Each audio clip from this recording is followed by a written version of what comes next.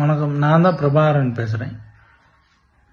போன 27ஆம் தேதி விஜய் பிரச்சார கூட்டத்துக்கு நான், என் பாப்பா, என் மாப்பிள்ளை 3 பேரும் போனோம்.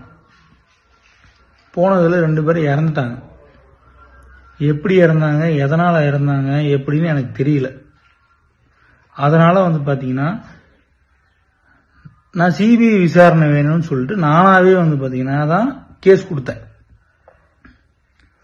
இப்போ நேற்று காலையில் பார்த்தீங்கன்னா டிஎம்கேலேருந்து எம் ரகுநாதன் சொல்லிட்டு ஒன்றிய செயலாளர் அவர் இந்த மாதிரி 20 லட்ச ரூபா பணம் தரோம், வேலை வாங்கி தரோம், அதை பண்ணுறோம் இதை பண்ணுறோம் அப்படின்னு சொல்லிட்டு எல்லாத்தையும் கேஸ் வாபஸ் வாங்க அப்படின்னு சொல்லிட்டாப்புல.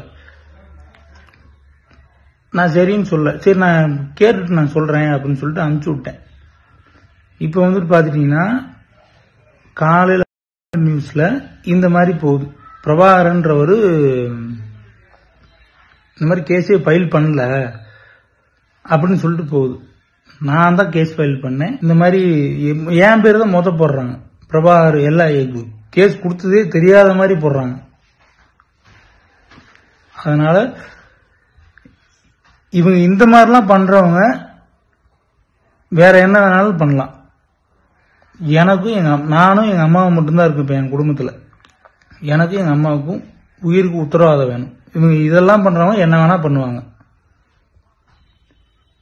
எனக்கு எங்க அம்மாவுக்கும் உயிருக்கு உத்தரவாதம் வேணும். அதுக்கு பாத்தீங்கன்னா சுப்ரீம் கோர்ட்டு தான் உத்தரவு. அது எனக்கு சொல்ல தெரியல, நீங்க தான் பார்த்து பண்ணிக்கணும். நன்றி, வணக்கம்.